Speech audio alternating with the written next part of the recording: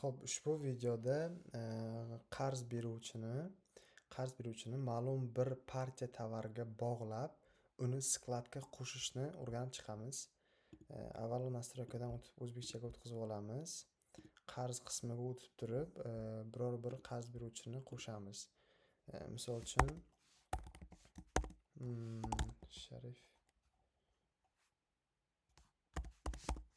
Sharifjon Taxta kontakt nomerlarini qo'shsak bo'ladi.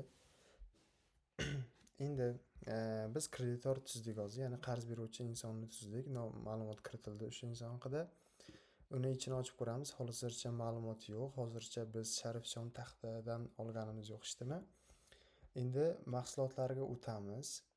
Taxta qismiga o'tib turib, yangi ma'lumot qo'shamiz, ya'ni taxta turini kiritamiz.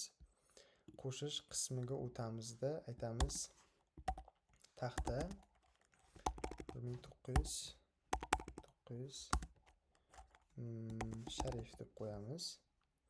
Endi bu yerda so'rab turadi bizdan, skladga darhol qo'shamizmi, yo'qmi? Biz darhol qo'shamiz. Bizga 100 ta shtuk keldi. O'z narxi deylik 95 so'mdan to'g'ri keldi bizga. Endi buni biz, ya'ni qo'shadigan tovarimizni qarz beruvchiga o'laymizmi yoki yo'qmi? O'sha narsani so'rayapti bizda. Buni ustiga bosamizda va kredit narxi bizga qanchadan tushdi? Ya'ni skladgacha bizga 95 so'mga tushdi. Yo'l rasxodlari bilan birga. Endi bizga 90 so'mdan to'g'ri kelyapti deb misol uchun kiritamiz va kreditorga Sharifjon Taxtani bog'lab qo'yamiz. Partiyani ulash qismi. Saqlashni bossak, avtomatik уже Sharifjon Taxtaga tuzildi. Mana taxta 1900 ga 900 Sharif bu taxta qismiga qo'shildi va Sharifjon Taxtaga ulandi. Buni biz tekshirish uchun sklad qismiga o'tamiz. Sklad qismida birinchiga chiqib turibdi, ya'ni Sharifjon Taxta, ushbu partiyamiz nomi va 95 so'mdan tushgan skladga 100 dona kelgan va общий jami narxi 9500 so'mni tashkil qiladi. Bu narsani kreditor qismiga o'tib turib ham tekshirishimiz mumkin. Qarz beruvchi qismiga. Qarzga o'tamizda va Sharifjon Taxtani ichini ochib ko'ramiz. Ochsak, bu yerda 100 dona Sharifjon taxta tushgan bizga. Olingan miqdor 100 dona va qolgan miqdori, ya'ni hali sotilgani yo'qda bu yerda. Va qolgan miqdori va kredit narxi, ya'ni har bir tovarimiz 90 so'mdan kelgan Sharifjondan va общий summa 9000 so'mni tashkil qiladi va u 30-may kuni kelgan.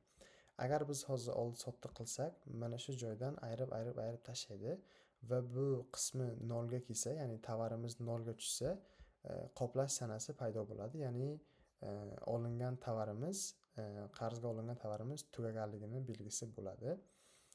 Keling hozir buni tugatib ko'ramiz. Misol uchun, amaliyot qismiga o'tib turib, sotuv qilamiz. Sotuv qismida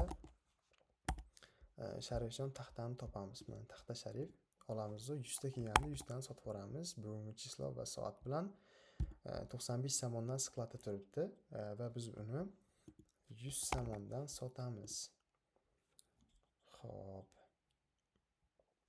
Xo'p, mana 100 so'mdan sotildi Sharifjon Taxta. Bizga 500 so'm foyda qoldi, chunki biz 5 so'mdan ustiga qo'yib sotdik. Endi qarz beruvchilar qismiga o'tib tekshirib ko'ramiz, tovarimiz qoldimi yoki yo'qmi. Qarz qismiga o'tsak, skladda 0 shtuka qoldi va qachon 0 qolganligi, ya'ni qachon biz bu kreditni yopganimiz. Bu ma'lumotlar qoladi, chunki biz o'zimiz uchun kerak bo'lishi mumkinki, ya'ni biz qaysi odamdan qanchaga qarzga tovar kelganligi, bu ma'lumot qolishi kerak. Undan tashqari hisobot qismiga o'tib turib, ushbu tovarni tekshirsak bo'ladi statistikasini. 500 so'm jami foyda qildik. 100 dona sotilgan. Skladda hozircha bu narsa 0 shtuk. O'z narxi 9500 so'mga tushgan skladga va sotganimizdan keyin общий daromad 10000 so'mni tashkil qilgan va foydani o'zi 500 so'mni tashkil qiladi.